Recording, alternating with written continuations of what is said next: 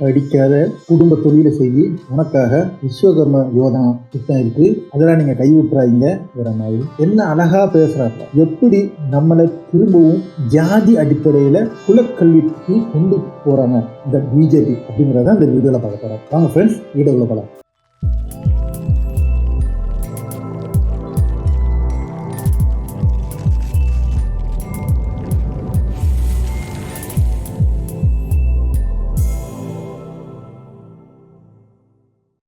Hi friends, welcome back to எஸ்டே தமிழ்நாடு செய்திகள் and நான் உங்கள் எஸ்டே. ஃப்ரெண்ட்ஸ், இந்த வீடியோ பாருங்க. வைப்போம் சார், பெட்டி கூட வைப்போம் சார், அண்ணாச்சி மாதிரி பெட்டி கூட வைப்போம். மாப்பிள்ள வர்றான், என்னடா நீ வாடா வெடி வெந்துகிட்டு இருக்கு, அப்படியே வாடா நம்ம ஏலகிரி போனா கடையை பூட்டிட்டு கிளம்பிடலாம் சார். பிசினஸ்ல வேலையில போக முடியுமா? உங்க பாஸ் விட மாட்டார். Murugesan, where are you going? Only here only sir. எங்கேயும் நகர முடியாது. நீ தொழில் பண்ணியா, கடையை மூடி எஸ்கேப், கிளம்பு, அவ்வளவுதான். நம்ம ராஜா, நாமே ராஜா. இது ரங்கராஜ் பாண்டே, ஒரு பிகாரி. அழகா பேசுறாப்ல, அருமையா பேசுறாப்ல. எப்படி வாழைப்பழத்துல நீட்டா ஊசி குத்துற அப்படின்னு பாருங்க. வாழைப்பழத்துல வந்துட்டு அவ்வளவு அழகா மெதுவா ஊசி குத்தி கொண்டு வர்றாப்ல. என்ன சொல்ல வர்றாப்ல, டேய் நீ உன் குல தொழிலை செய்யி. செருப்பு தைக்கிறவனா இருந்தா நீ செருப்பு தையி, தச்சனா இருந்தா தச்சு வேலை செய்யி, ஆசாரியா இருந்தா பட்டறையில இரு. இதெல்லாம் நீ செஞ்சுட்டு இருந்தேன்னா அப்பா வணிகரா இருந்தா கடையை வெயி. கொடைக்கானல் போனா கடையை மூடி போட்டுட்டு போயிடலாம்ல. ஏன் நீ படிக்கிற? நீ படிச்சு நீ கம்பெனியில வேலை பார்க்க, உன் பாஸ் நாளைக்கு இங்கே போகணும்னு சொல்லிட்டு நீ உன் ஃப்ரெண்ட்ஸ் கூட போகணும்னு சொல்லிட்டு முடிவு பண்ணேன்னா உன்னால போக முடியுமா? பாஸை கேட்டா பாஸ் விடுவாப்லையா? லீவு கிடைக்குமா? எதுக்கு கஷ்டப்படுற? ஏது நீ குல தொழில் செஞ்சுட்டு இருந்தேன்னா கடையை போட்டுட்டு கடையை மூடிட்டு போயிட்டே இருக்கலாம். அதுதானங்க பெஸ்ட். சரி நாய, அதெல்லாம் நீ சொல்ற ரைட், ஓகே. அதை ஏன் நீ செய்ய மாட்டீங்க? உன் வேலை பூஜை பண்றது மணியாட்டுறது தானே, அதை செஞ்சுட்டு போக வேண்டியதானே. ஃப்ரெண்ட்ஸ், இதுதான் பார்ப்பனிசம், இதுதான் நூலிபானோட எண்ணங்கள், இதுதான் 3% மக்களோட தாட்ஸ். இதைத்தான் எதிர்க்கிறோம். இதுக்கு பேர் தான் திராவிடம். நம்ம எதிர்க்கிறோம். ஏன் எதிர்க்கிறோம்? நம்ம வளர்ந்து வந்த விதம் அப்படி, நம்ம படிச்சது அப்படி. நம்ம படிக்க போய் நமக்கு அறிவு கிடைச்சதுனால இவனுக்கு இப்ப பயங்கர பிரச்சனை. எல்லா இடத்துலயும் காம்படிஷன். இவனால நிக்க முடியல. அப்போ திரும்பவும் உங்களை படிக்க விடாம ஆக்கணும். இதுக்கு தான் இந்த மாதிரி இன்னொரு உதவி இருக்கு. அதை பத்தி சொன்னா, நீங்க மாடு மேயி, உனக்கு நான் அரசு வேலை தரேன். மாட்டு மேய்க்கிறதுக்கு அரசு வேலை. ஏக்கு கார் கம்பெனில போய் வேலை பார்க்க, நீ மாட்டு கழுவு, ஏன் காரை கழுவுற, அதுக்கு நான் அரசு சம்பளம் தரேன். நீ ஏன் படிக்கிற, நீ படிக்காம இரு, உனக்கு நான் அரசு சம்பளம் தரேன். அதுக்கு ரிப்ளை வீடியோ தான் இந்த வீடியோ பாருங்க. படிக்காமல் ஜெயித்தவர்கள் 10 பேர் சொல்லிட்டீங்கல்ல, 11ஆவது ஒரு ஆளை சொல்லுங்க. எவனும் கிடையாது. படிக்காம ஜெயிச்சவன் 10 பேரை நீங்க சொல்லுவீங்கன்னா, படிச்சு ஜெயிச்ச 10 லட்சம் பேரை நான் சொல்லுவேன். படிப்பு ரொம்ப முக்கியம். Don't take it in a wrong sense. உங்களை திசை திருப்புகிறார்கள். கல்விதான் நமக்கு முக்கியமானது. அறிவுதான் அற்றம் காக்கும் கருவி. தமிழ்நாடை போட்டு இந்த ரவுண்டு கட்டுறானுங்களே, இந்திய திணிக்கிறேங்கிறானுவோ, நீட்ல கொண்டே சொருகிறேங்கிறானுவோ, லெப்ட்ல ஆப் வைக்கிறானுவோ, ரைட்ல திருப்புறானுவோ. நம்ம பசங்க எல்லாம் லெப்ட்ல இண்டிகேட்டர் போட்டு ரைட்ல திருப்பிடுறான். எழுதி வச்சுக்கோங்க.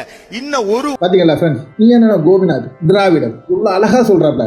ஏய், படிக்காதவனா உனக்கு வந்துகிட்டு என்ற அளவுக்கு தான் காமிக்க முடியும். படிக்காம முன்னேறினவன என்ற அளவுக்கு தான் காமிக்க முடியும். ஆனா படிச்சு முன்னேறினவன எண்ணில் அடங்காத அளவுக்கு காமிக்க முடியும். புத்தி இருக்கிறவன் யோசிப்பான், மத்தவன் ஃபுல்லும் சங்கியா ஓடிட்டு இருப்பான்.